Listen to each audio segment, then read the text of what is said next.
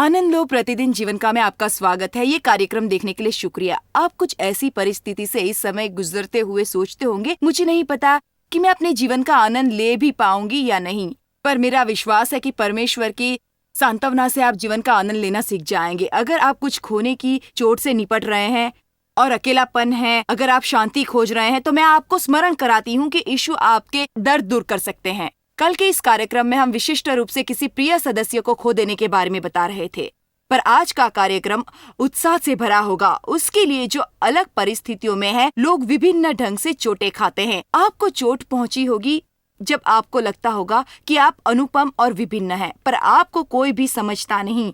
आपको चोट पहुंची होगी क्योंकि आपका तलाक हुआ है, या फिर आपको इस बात से भी चोट पहुंची हो सकती है कि आपके साथ धोखा हुआ है, आपको अस्वीकार किया गया है, आपके माता पिता द्वारा आपको अस्वीकार किया गया और किसी नौकरी के लिए आपको अस्वीकार किया गया जिसे पाने की आपने आशा की थी। जैसे अधिक कारण हैं जिससे लोगों को चोटें पहुंचती हैं।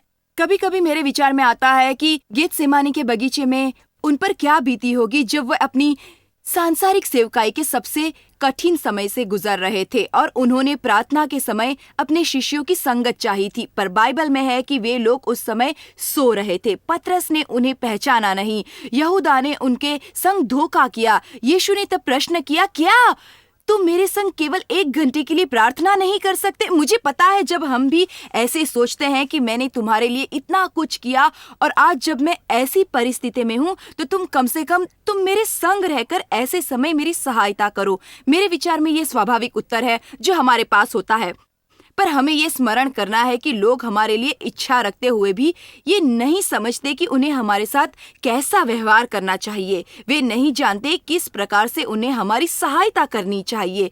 तो जब हम पीड़ित होते हैं, हम किसी और से दया की आशा रखते हैं। मैं आपको उत्साहित करना चाहूंगी, जैसा कि मैंने कल वाले कार्यक्रम में किया था। अगर आपने ऐसा देखा कि जब आप किसी बुरी परिस्थिति में हो तब आपको अपनी सहायता तथा आराम के लिए परमेश्वर के निकट जाना चाहिए और अपनी आशाएं किसी व्यक्ति पर नहीं डालनी चाहिए, क्योंकि अधिक समय हमें निराशा हो सकती है जब हम किसी से कुछ पाने की चेष्टा रखते हैं पर वे लोग उसको हमें देने का गुण नहीं जानते।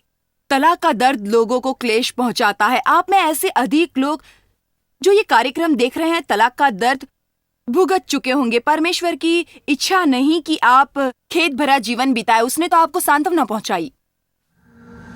शादी के दिन का मतलब है कि वो जीवन भर साथ निभाने की शुरुआत है, और एंजी शेनन के लिए भी ये दिन हर नवीन ब्याहता के समान था। आगे आने वाले अधिक मजेदार दिनों की भांति वो पहला दिन था। वो बहुत अच्छे पति थे, एक समर्थ मसीह जो प्रभु के नियमों पर चलते। उनका परमेश्वर के प्रति मन देखकर मुझे उनसे प्यार हो गया। एंजी बताती हैं कि 7 सालों तक वो दोनों बहुत खुश थे, जिन्होंने अच्छे से अच्छा और बुरे से बुरा समय एक साथ काटा। सब कुछ तब तक ठीक था, पर जैसे ही देश के दूसरे भाग में रहने गए उनके पति दूर होने लगे। मैं उनसे पूछती रहती क्या हुआ, लेकिन वो कुछ नहीं कहते। और जब एक दिन मैंने यही सवाल किया कि तुम्हें बताना होगा क्या बात है, क्योंकि अब मैं ये सहन नहीं कर सकती, तब उन्होंने बताया कि मैं सुखी नहीं हूँ, मुझे ये जिंदगी नहीं चाहिए, मैं तुम्हारे साथ नहीं रहना चाहता।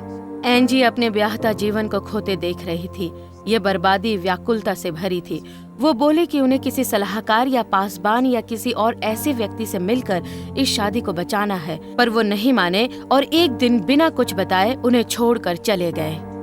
मैं बैठे बैठे सोचा करती कि ऐसा क्यों हो रहा है। मेरी समझ में नहीं आता मुझे क्यों ठुकराया जा रहा है और मेरा ब्याहता जीवन इस तरह क्यों बिखर रहा है। ये दोनों शादी के टूटने से कुछ ही महीने पहले कैलिफोर्निया में रहने आए थे, तो एंजी को सहारा देने ना तो कोई मित्र था और ना ही उसका रिश्तेदार। मैं बहुत आभारी हूँ कि वहाँ मेरे साथ हर पल परमेश्वर था, जबकि वहाँ मेरे पास मेरे पति नहीं थे, वहाँ मेरे साथ मेरा कोई रिश्तेदार नहीं था, मेरा कोई दोस्त नहीं था जो मेरा इस दुख की घड़ी में साथ देता। लेकिन मैं कभी अकेली नहीं थी। परमेश्वर हमेशा मेरे साथ था। वो मुझे सांत्वना देता, मुझे गले लगाकर ये कहता कि वो मुझसे प्रेम करता है और हमेशा करेगा। एंजी बताती हैं कि उन्होंने प्राण बचाने के लिए प्रभु का सहारा लिया। अगर वो उसके जीवन में न होते तो वो नहीं जानती कि वो कहाँ होती। जब आप किसी जगह पर अकेले रहते हैं और परिस्थितियों को समझ नहीं पाते, तब आपको दूसरों के न होने पर सिर्फ प्रभु का सहारा लेना पड़ता है। उसी ने मुझे राह से चलाया, मैं इस परिस्थिति से उसके बिना नहीं निकल पाती। एंजी बताती हैं कि जिसने भी तलाक का अनुभव किया है वो उसके दर दर छोड़े जाने की पीड़ा को समझ सकता है। अब उनकी प्रार्थना है कि उनकी अपनी गवाही दूसरों को यीशु में शांति पाने की प्रेरणा देगी। प्रभु आपकी सहायता करना चाहते हैं। चाहे आपने कुछ भी किया है, चाहे आप किसी भी परिस्थिति से गुजर रहे हैं, वो वहाँ है और आपको वहाँ से निकालेंगे और आप जानेंगे कि अंत में जीत सिर्फ आपकी और आपकी होगी। एंजी, ये अद्भुत कथा थी। मेरे विचार में वो जो आपको धक्का लगा, जबकि आपके विचार में सब ठीक था और आपकी शादी भी काफी महान थी, पर यकायक ये जानना कि जिस व्यक्ति को आप अधिक सुखी समझती थी वो बिल्कुल सुखी नहीं और वो आपके साथ ब्याह से बंधे रहना भी नहीं चाहता, ये बड़ी कठिन बात होगी। जी हाँ, ठीक कहा। मुझे ऐसा लगा कि मैंने ऐसा क्या कर दिया, मैंने क्या गलत कर दिया, मैं कैसे ये सब बदल सकती हूँ, मैंने ऐसा क्या किया, मुझे बताओ तो सही कि मैं कहाँ गलत हूँ, ताकि मैं अपनी गलती सुधार सकूं। क्योंकि आप इन भावनाओं से और इनके कारण से परिचित नहीं, तब आप यूं सोचते हैं कि ये मेरे कारण है, मेरी ही वजह से वो सुखी नहीं है। अगर वो सुखी नहीं है इसका मतलब है कि मैंने ही कुछ किया है। मेरे विचार में मूर्ख ना होना अच्छा होता है। हमें अपनी आत्मा में झांकना चाहिए और देखना है कि प्रभु हमसे क्या कहते हैं। पर मेरा ये भी विचार है कि ऐसा धारण करना कि भूल मेरी है, क्योंकि ऐसे कितने ही समस्याग्रस्त लोग हैं जो अंत में दूसरों को चोट देते हैं। तो निश्चित रूप से आपके पति में ही कुछ उचित ना था, इसलिए वो सुखी नहीं थे और फिर आपको चोट देते।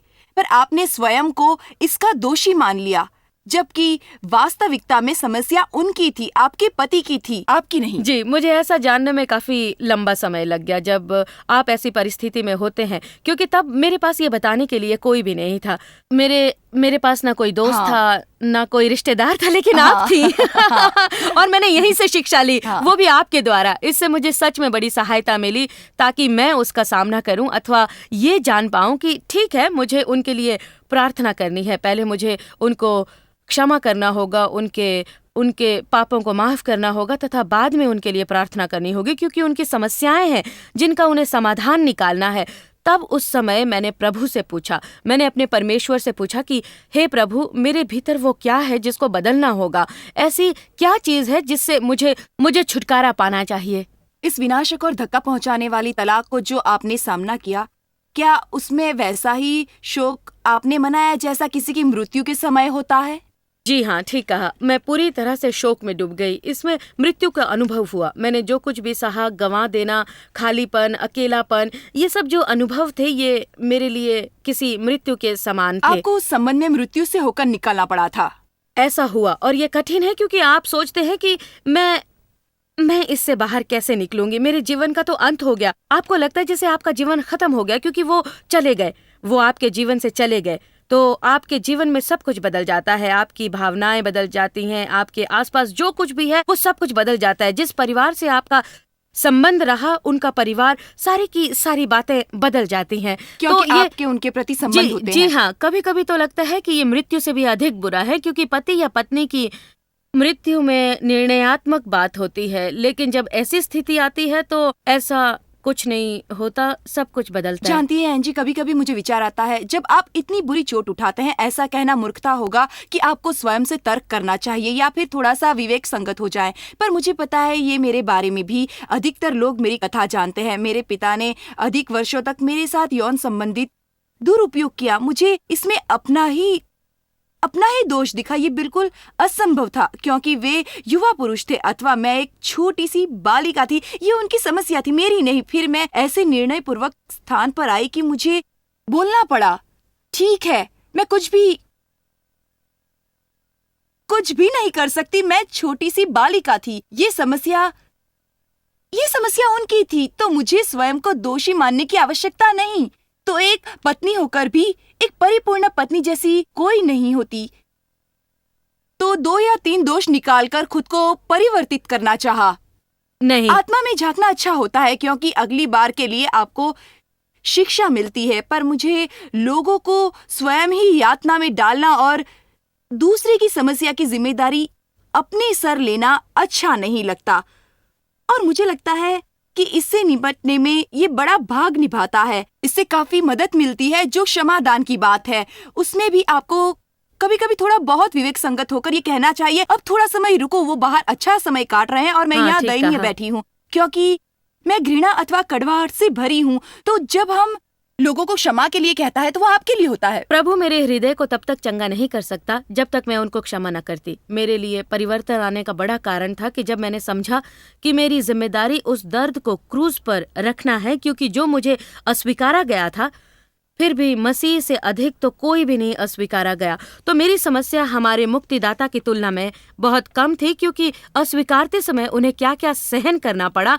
यहाँ से मुझ में परिवर्तन आया, मैं पूरी तरह से बदल गई और मेरे नजरिए में भी बदलाव आया। ताकि आपसे बात समझे। जी, मैं उसके बाद अपने ऊपर तरस खाने के इस दलदल से बाहर आ गई, क्योंकि खुद पर तरस खाना कैलिफोर्निया में क्या हुआ था जब आपके पति ने आपको त्याग दिया था? क्या आप हमें इस बारे में कुछ बता सकती हैं? बहुत मुश्किल परिस्थिति थी। हमने एक नया घर खरीदा था और मैं वहां पर अकेली रह गई थी। आप कह सकते हैं मेरे पास संदूक थे। मैं संदूकों के साथ 2-3 वर्षों तक रही। बाद में मुझे अपनी कलीसिया की महिलाओं के समूह का सहारा मिला, जो उसी अवस्था में थी जिसमें मैं थी, और इसके द्वारा मुझे काफी सहायता मिली। उन्होंने मेरी बहुत सारी मदद की, दूसरों से स्वयं को सिद्ध करना मेरी अच्छा हिम्मत है। बढ़ाई। हाँ, ठीक कहा। शैतान वही पुरानी युक्तियों को तलाक के द्वारा काम में लाता है। तो हमारी कथाएं एक जैसी थी।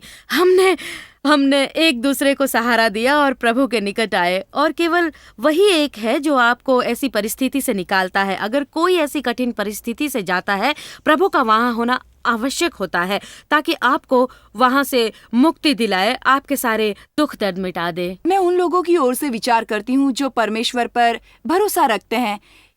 कभी कभी वो ये भी नहीं जानते कि उन्हें अपना विश्वास कहाँ पर डालना है। क्या मैं विश्वास करूं कि परमेश्वर इस संबंध को फिर से जोड़ देगा, या फिर इसे भूलकर जीवन में आगे बढ़ जाऊं? क्या मैं विश्वास करूं कि परमेश्वर दूसरा संबंध उत्पन्न करेगा? क्या मैं इस बात को अकेला छोड़ दूं? मेरे विचार में ये जान लेने में कि अपना विश्वास कहाँ पर डाले, हमें समय लग जाता है, चाहे ये भविष्य के काम करने की बात ही क्यों ना हो, क्योंकि चोट खाने के बाद लोग ये जानते नहीं कि उन्हें फिर से ब्याह करना है या ब्याह नहीं करना है। तो शोक मनाने का ये एक निश्चित वक्त है जिससे तलाक के बाद गुजरना पड़ता है। तो और जानती हैं, अपने जीवन के अनुभव से मेरा कहना है, हे प्रभु, मुझे नहीं पता तूने मेरे लिए क्या नियुक्त किया है, पर मैं तेरे लिए पूर्ण रूप से बहुत प्राप्य बड़ी हूँ। बात है, क्योंकि किसी ने जो योजना ए को नष्ट कर दिया। मैं सदा बोलती हूँ योजना ए से योजना बी अच्छी है, क्योंकि परमेश्वर है। अगर आप जाने से पहले अंतिम बार उन लोगों के लिए जो अस्वीकार किए गए हैं कुछ कहना चाहेंगी, तो आप क्या संदेश देंगी, क्या कहेंगी उन लोगों से?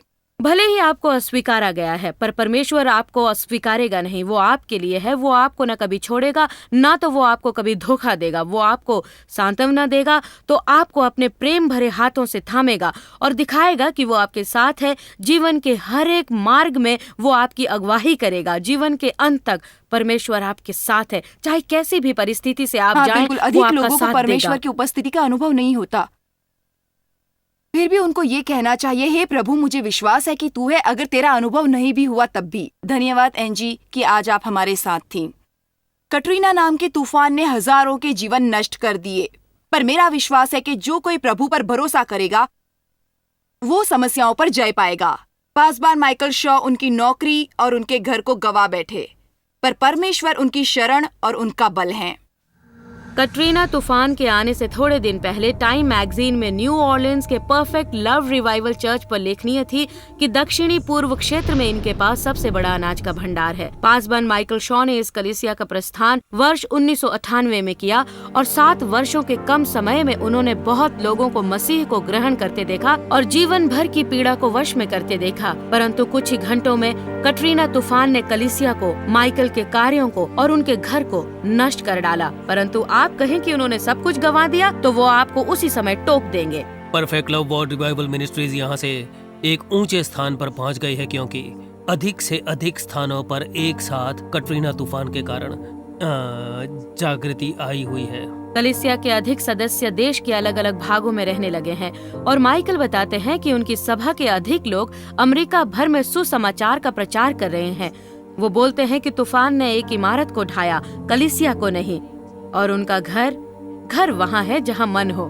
मैं सोच रही थी कि मैं भी इन अधिक लोगों की तरह किस लिए बिखर रही हूँ, लेकिन अब मुझे अनुभव होता है कि परमेश्वर हमारे साथ है और सांत्वना देता है और हमारी देखभाल करता है। माइकल की पत्नी लीजा बताती हैं कि कटरीना तूफान से पहले उन्होंने कभी सोचा भी नहीं था कि अगर सब कुछ खो दिया तो उनका क्या होगा। एक ही रात में सबसे बड़ा अनाज का भंडार रखने वाले स्वयं दाने दाने के लिए तरस गए, पर प्रभु का धन्यवाद कि प्रभु ने इन लोगों को संभाल लिया। अगर आपका जीवन आपकी संपत्ति पर निर्धारित है और आप सब कुछ गवा देते हैं, तब आप वाकई सब कुछ गवा देते हैं। लेकिन अगर आपके जीवन में प्रभु हैं और आपको प्रभु पर भरोसा है, तो ये आपके जीवन में एक और कदम होता है। परमेश्वर भविष्य को जानता है और वो उसके लिए तैयार है, तो आप इतना क्यों सोचते हैं? ठीक है प्रभु, अब आप ही संभालिए।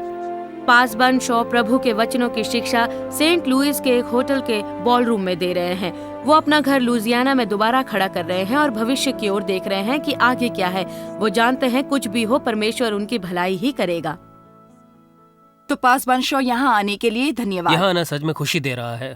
आपकी पत्नी ने जो कहा वो कितना सही है। अगर आपका आनंद, आपकी आशा और आपका आत्मविश्वास संसारिक वस्तुओं में होगा तो आप सब खो देंगे, तब आप सब खो देंगे।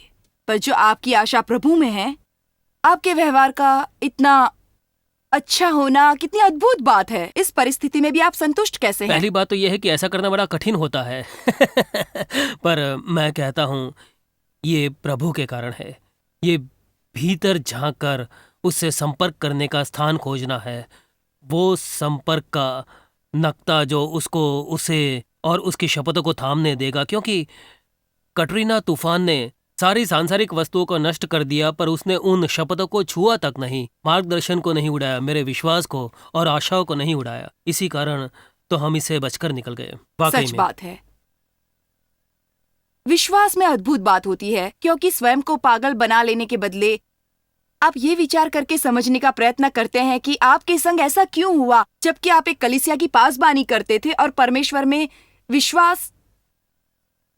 विश्वास रखते थे। पता है, जबकि आप एक विश्वासी व्यक्ति थे, तो आपके साथ ऐसा कैसे हो सकता है? ये सत्य है। आप केवल इतना बोल सकते हैं, हे प्रभु, मैं तुझ पर विश्वास करता हूँ, मेरी समझ में नहीं आता, मुझे ऐसा होना सही या न्याय पूर्वक नहीं लगता, पर मैं तुझ में विश्वास करता हूँ। ये सच है।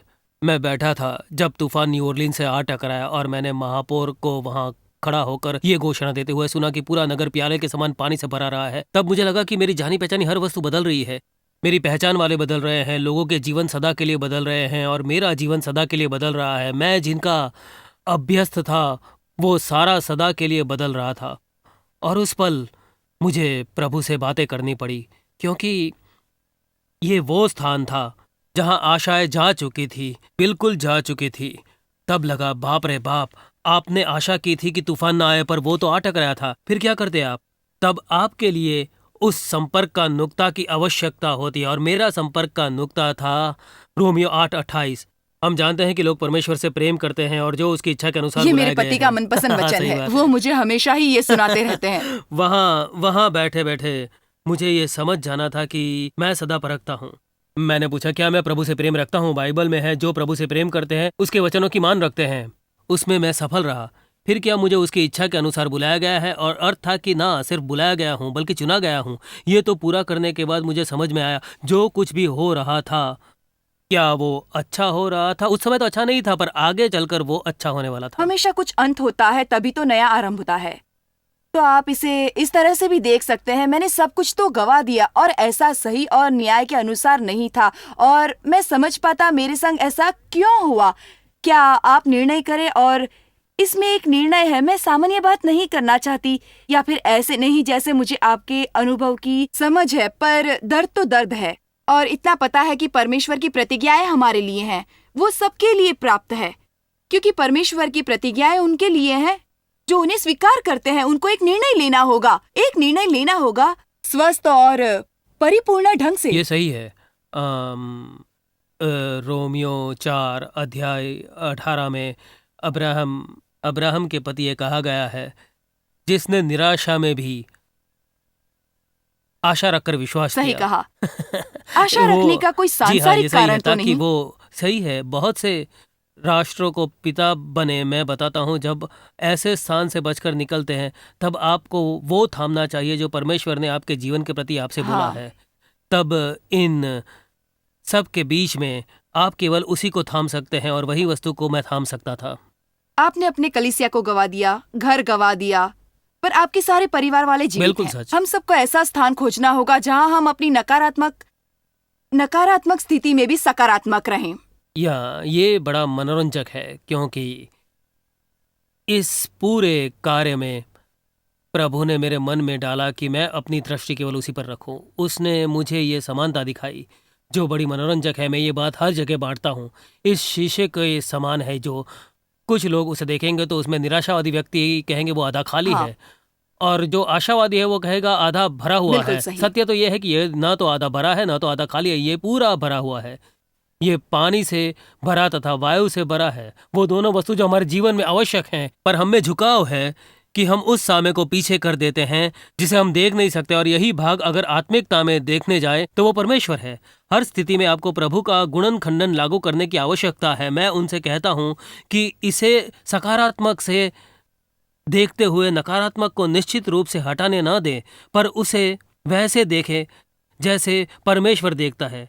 उसी में परमेश्वर को देखें। परमेश्वर को अपनी स्थिति के बीच में पाइए, चाहे जो भी हो, चाहे आप जो भी कार्य करें, परमेश्वर उसमें है। दाऊद ने बोला अगर मैंने उसका बिस्तर नरक में लगाया तो वो वहां भी होगा। उस राख बात ने मुझे बताए रखा ये वो भाग है जो आप देखते नहीं, पर वहां कुछ चल रहा है। हाँ, और मैं उन लोगों से बात करना चाहूंगी जो कठिन परिस्थिति से गुजरे हैं, पर उन्होंने सही लक्षण चुने और ये भी देखा कि परिस्थितियां सही बात है। आपकी खुशियां न चुरा ले, परंतु आप इसे एक नए आरंभ के समान देखें। आपको इस कार्यक्रम में बुलाकर बहुत अच्छा लगा। आपसे बात करके खुशी हुई। मुझे आपसे बातें विश्वास करके है बड़ा कि ये आनंद आया। आपकी गवाही जिससे आपने विजय पाई दूसरे अधिक लोगों के काम आएगी। मुझे बताया गया है कि शुक्रिया।